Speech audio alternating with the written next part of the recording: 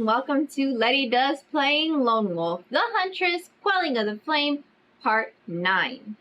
So, in my last Let's Play, I found a bejeweled warhammer, and I went exploring in the fens. Awesome that I found the warhammer. Not what I'm looking for. So now I am back here on page 204. The last page, the last section that I was on, I received a voyage stone and I filled in a time slot, and then it told me to return to 204. So I am here now, and I'm assuming I'm meant to like read this again, and if doing so, I believe, do I fill in another time slot? Fill in one time slot. Yeah. So, I think I need to fill in another time slot. I'm not sure if that is correct. I hope I'm doing that correct. So, I will fill in another time slot being on 204. I don't know why I selected that one. I was going in order and then I skipped one. This one. I didn't like that. Okay. And that leaves me with one more time slot. Frankly, I don't know what I can do with that. It seems like everywhere I go, it is going to cost me at least one time slot. So I feel like I can't do too much before I need to head back to the tower. So we've already traveled east. This option is completed.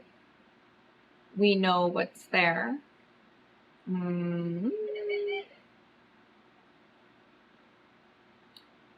So my options are south. And I already went west.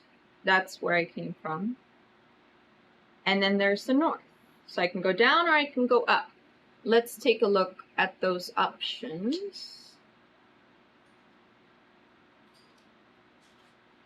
The map right here. So we are currently at the fens. North is the standing stones. South, I'm assuming they mean I go south towards the ruins. I don't think there's anything here in this empty area. So I feel like maybe up, standing stones. Does that sound good? Maybe down. We are going to end up back sooner than I would like. I don't know what I can do with one time slot.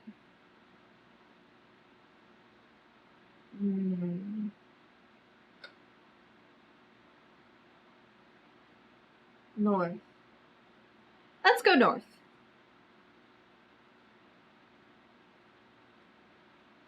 Let's just see what's there. Get it out of the way.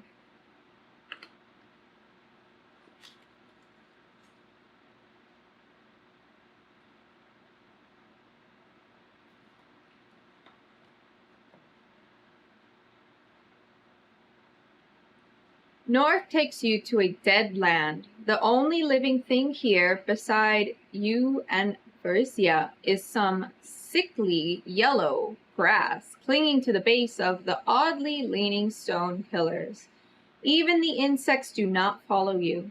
The earth here has a crumbly texture like coarse sand, which sinks into craters of foul-smelling water, some of which are burning with green fire. If it is day 1, turn to 241. If it is day 2, turn to 63. It's day 1. Dead land does stand out to me. The word dead will always stand out to me. So I don't know if I'm meant to write that down. But, yeah, okay. I'll write it anyway. Dead land. Yeah.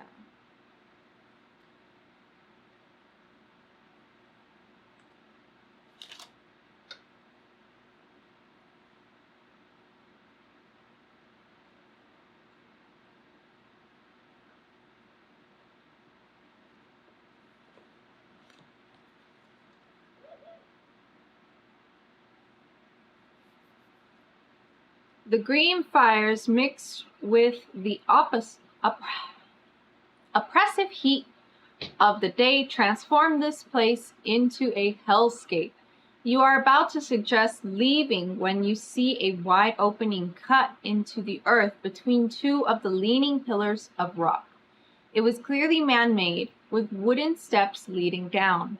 The light of the sun is quickly swallowed and obliterated beyond the stairs. Farisia has become contemplative. She grips her mother's necklace, her fingers moving across the charms. This is not a place for us, Farisia says, stepping away from the hole. The elder Magi have discovered many things in the dark corners of Desai.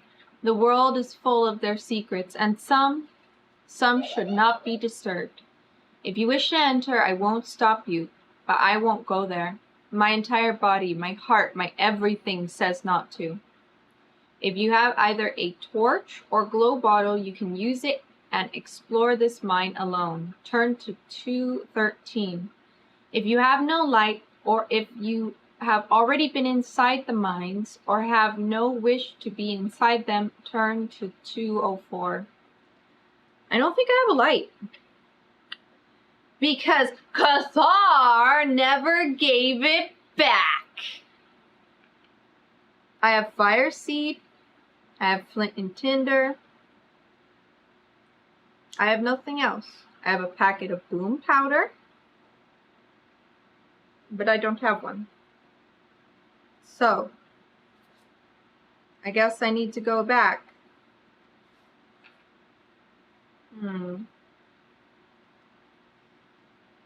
I think that's the crossroads again. So then that means I wasted a trip.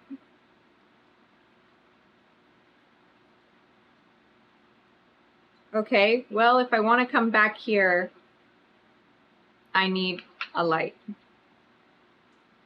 It is freaking Farisia out, though, so maybe not.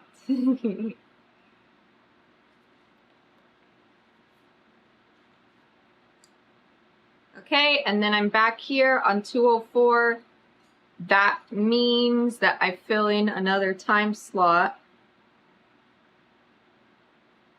And that means that my time counter is full.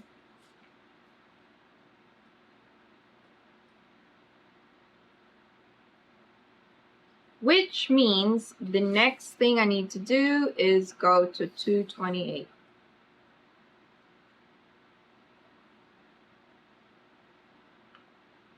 Okay. Let's see where that takes us.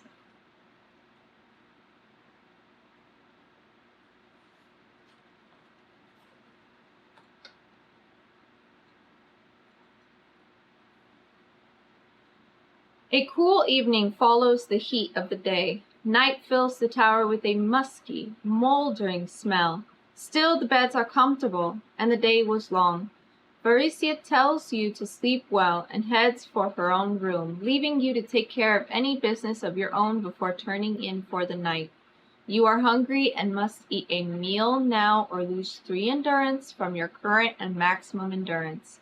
If you have a healer's kit, you can use it now. Also, if you have the art of alchemy, you find that the tower has enough supplies that you can make a potion or poison. When you are done with all of this, you take to your own bed and promptly fall asleep. It is pitch black when you next open your eyes. The tower is cold, freezing cold. A light flares to life, and you see the blue of Farisia's sword. She asks, "Do you hear it too?" You do. A desperate banging without rhythm is echoing from downstairs, as if someone is trying to bash the front door of the tower in. Leaping from bed, you follow Farisia down to the bottom floor. The pounding is not coming from the front door, you discover, but from a locked door at the eastern end. It leaps in its frame, dust rattling from it, but the silver-plated lock holds. The area directly in front of the door holds a cold spot, like stepping into ice water. If you have thieves' touch and thieves' lockpick, or a silver key and wish to open the door, turn to 55. If you do not, or if you do not desire to open the door, turn to 190. So they've specified it's a silver lock. Silver, at least for us, is to keep bad things away. Maybe that's a hint, because the other key that I saw was a copper key. I don't want to open this door. Well, I can't anyway. I don't have any of this stuff. Yeah, nothing. So, you know, give it a moment. Hey, what the?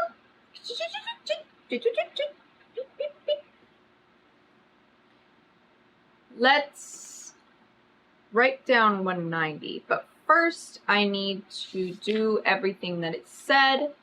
So, we don't have no meal. We will lose 3 endurance.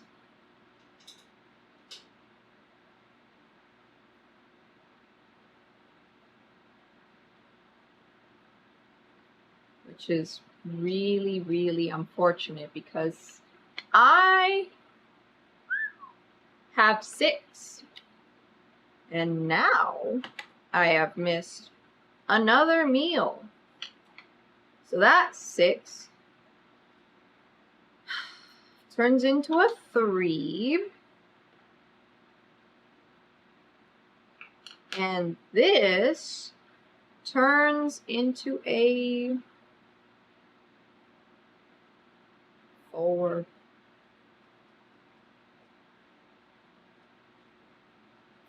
Leaving me with 14 EP as my max. But if I have a healer's kit, I can use it now. I have 2 charges on my healer's kit. So let's do that.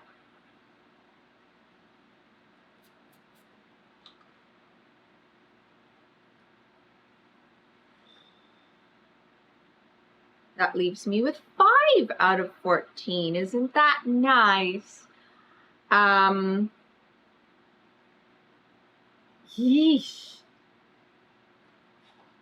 This death counter is going to, it's going to go up, up, up. Oh.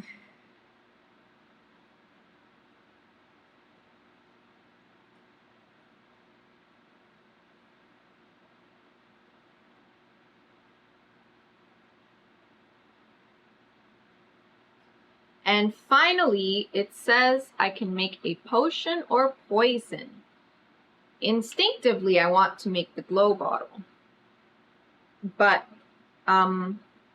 let's verify my options.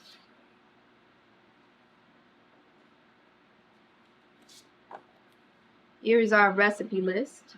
Because instead of the glow bottle, it may benefit me to 3 EP.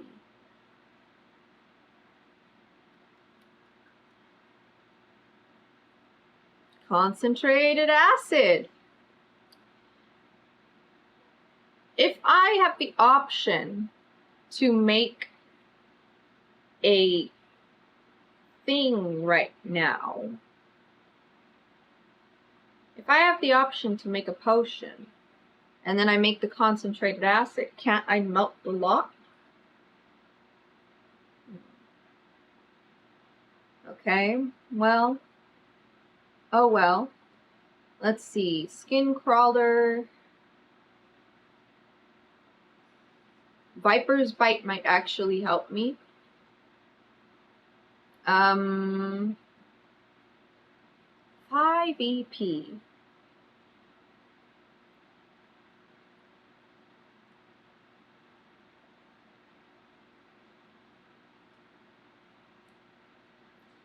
I don't know.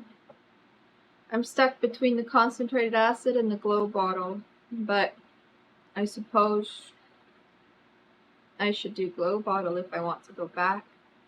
I don't even know if I'm going back.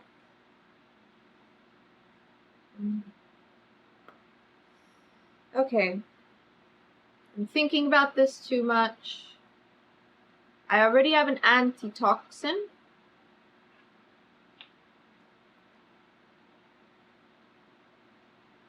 Ooh, glow bottle. I hope this doesn't come back to bite me in the ass.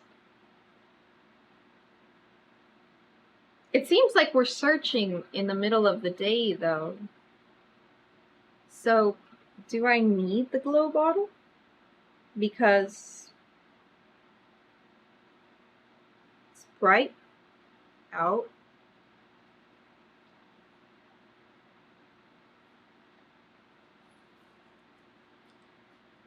I don't know. I'll choose the glow bottle and maybe we'll come back. Okay.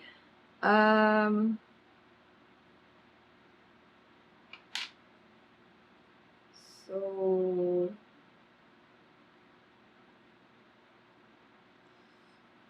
let me try to consolidate this a bit.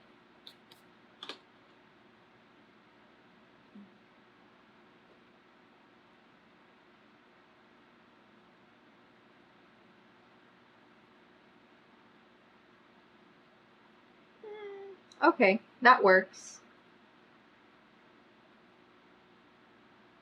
I only have enough room for the word glow and then B. So hopefully I know what that means. And now we have a glow bottle. Okay.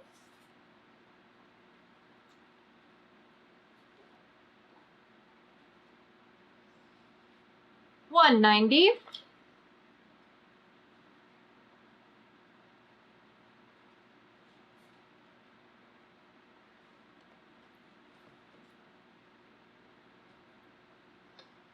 The force being leveled against the door increases until it seems impossible that the wood will not splinter. Frost forms on the door, then spreads out across the wall and floor, creeping towards you. You back away from its icy tendrils, one slow step at a time. The frost continues to spread, but there are holes in it, places it does not touch, and these holes make words in Vaqueros. The words say, "The keep is not here, only the fog. To find the keep, look north at the bog." The pounding has stopped. Silence settles over the tower. Silence and the rain turn to 68. Okay.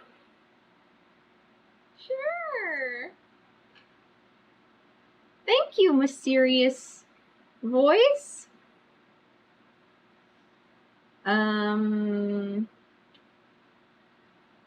To find the keep, look north at the bog. I was just north, but that doesn't lead me to the bog. In order to go to the bog, I have to cross the river first, then go north, right? Or, yeah, the bog. And I'm right here, and north is the standing stones. So Don't they mean west? West at the bog? Well, they want me to look at the bog.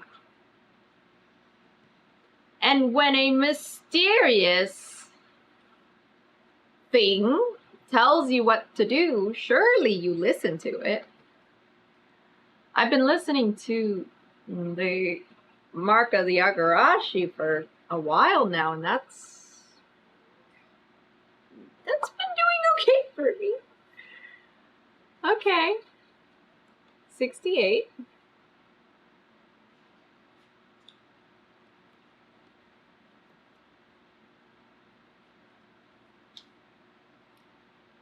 Neither you nor Farisia wish to stay in the tower after what you saw. You take yourselves instead to the roof and lay out bedrolls under the stars. The night is crisp. Stars riddle the sky, filling every last corner of it.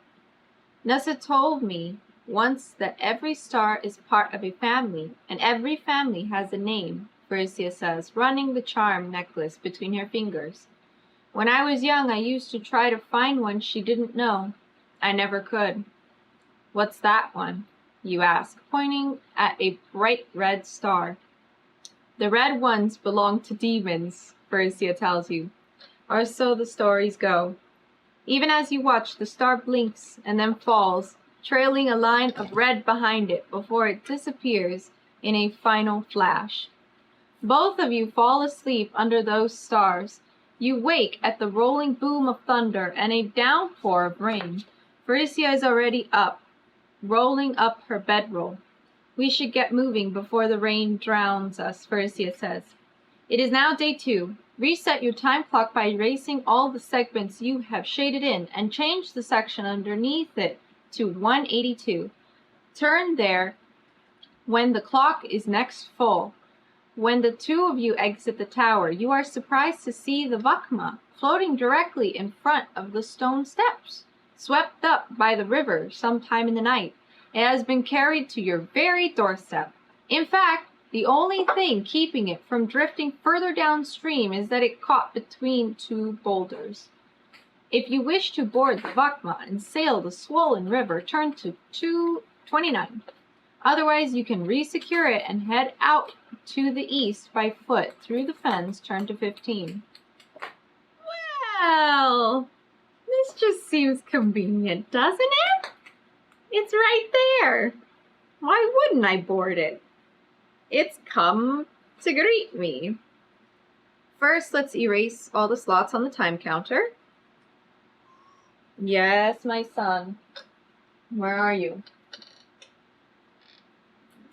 You'll figure it out. The number underneath as well.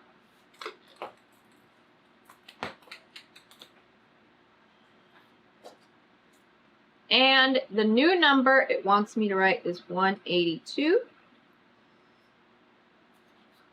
Fresh start. And we will board the Vakma.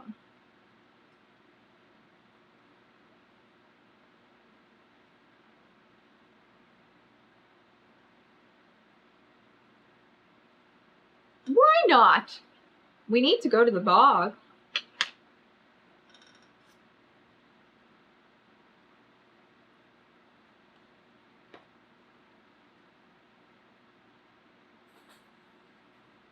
Maybe I should write day 2.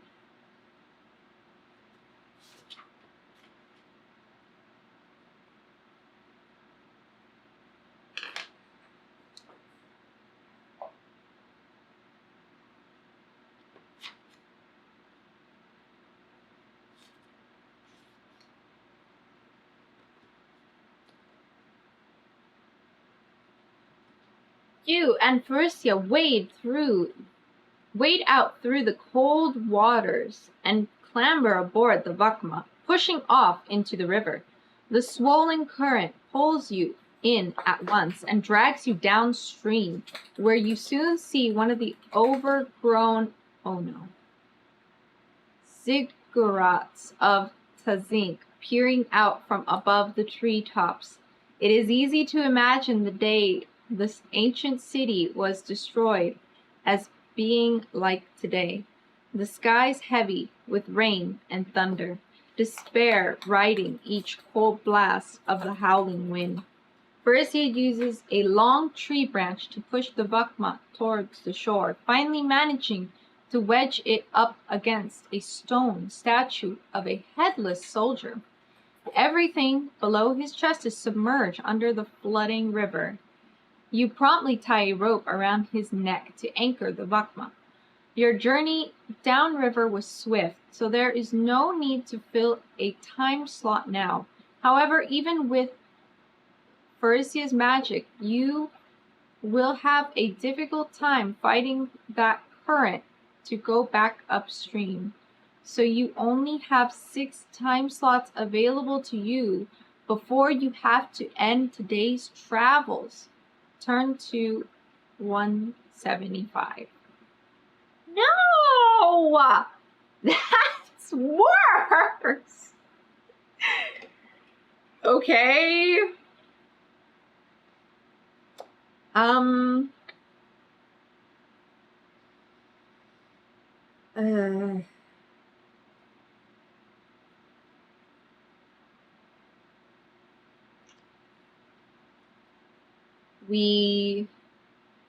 going to fill in these 2 time slots anyway.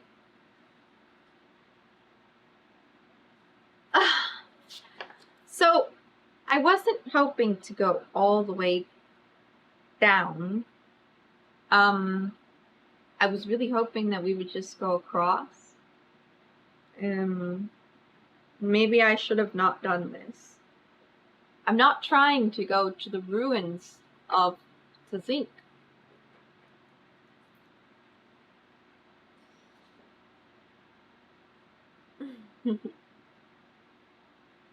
But I guess we will now see.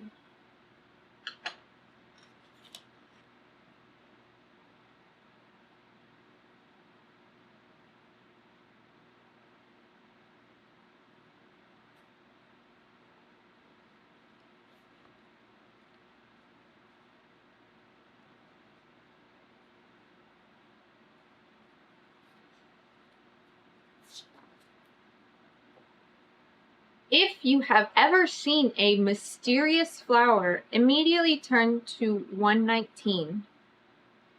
Out of the swamp ahead rises an ancient ruin, all that is left of the city of Tzink. Once a wonder of the magocracy of the Sai.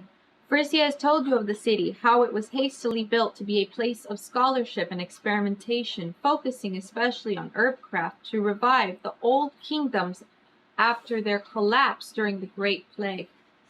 The surrounding jungle and wetlands provided numerous ingredients for their alchemists and healers to study and concoct curatives and enhancers from. But all that ended on the day the Desai Trench was formed. The god of evil, Nar, literally reached into Magnamon and tore a chasm across the sea. The resulting tidal wave smashed the coast and flooded the Doi so catastrophically that it drowned Tzink. Now you follow Farisia down a path, once marble but now mud, into a city the swamp has swallowed. The only structures that remain intact are stepped ziggurats whose tops break through the canopy of trees like a beacon. Seeing them, Farisia lets out a sigh of wonder. The Tzink ziggurats, she says. Some still stand. Incredible. Fill in a time slot and follow Farisia. She heads for the tallest of the ziggurats. If it is day 1, turn to 39. If it is day 2, turn to 194. Oh no.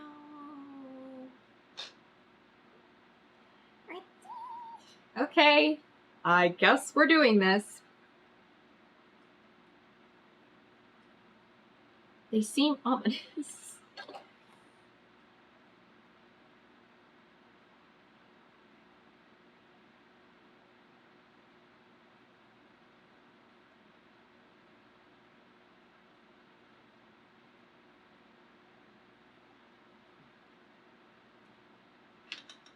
194.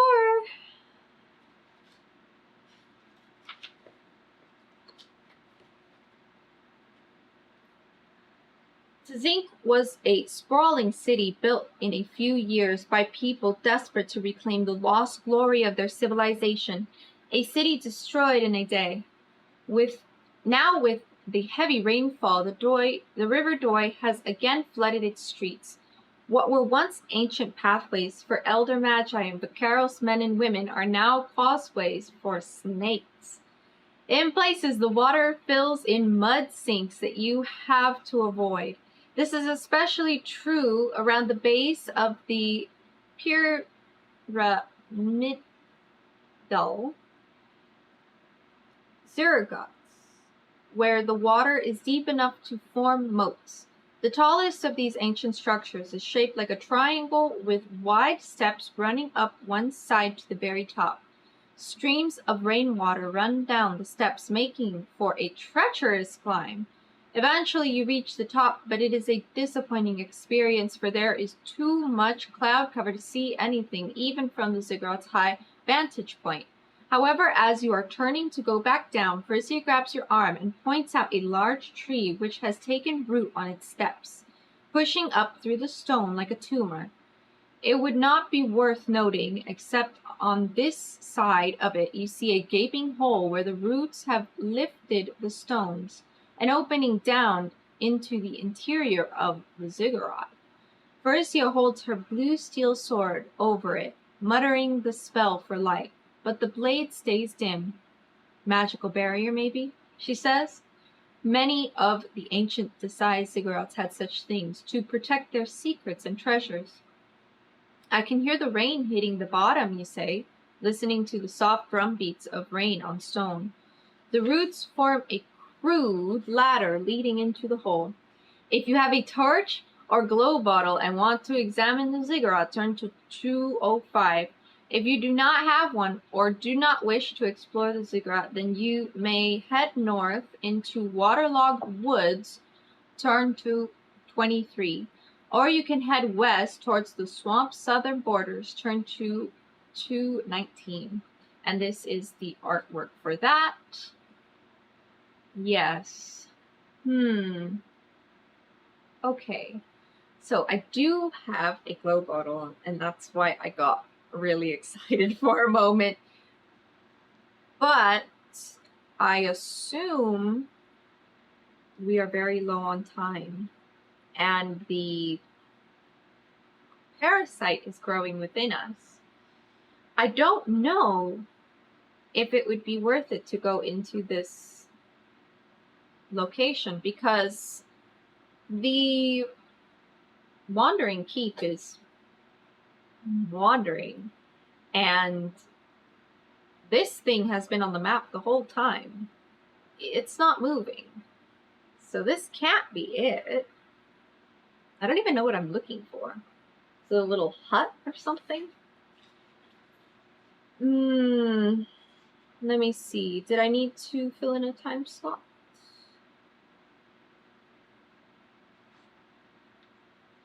Not yet. So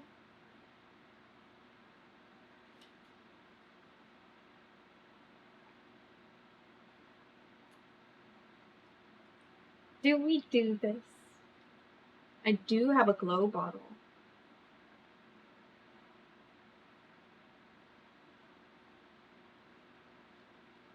Okay. Well, my options are head north or west. So we are here. North would get me closer to the bog. West is the fingers. The thing told me to go to the bog. If we're here at the very entrance, I only have 5 time slots left. The previous day, I was only able to go to one location, and that was it.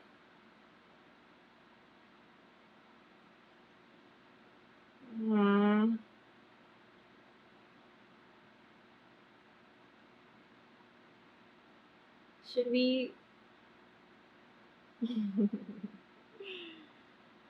don't know. I don't know if my greed for searching stuff is going to ruin everything. I don't want to ruin everything.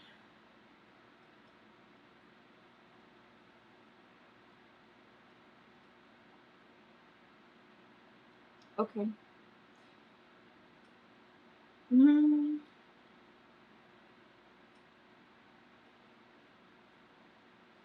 Let's go inside. Oh, don't do this.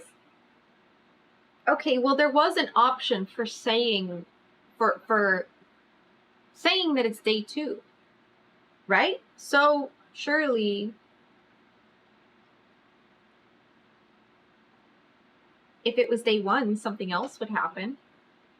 The fact that it's giving me the opportunity to go inside means this might be a good thing.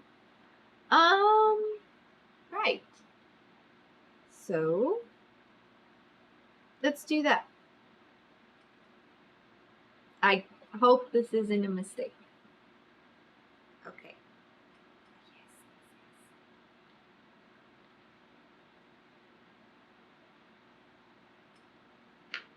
Here. How about you lie down? Right here. Right here. Yes, yes, yes. Lie down. Right there. No.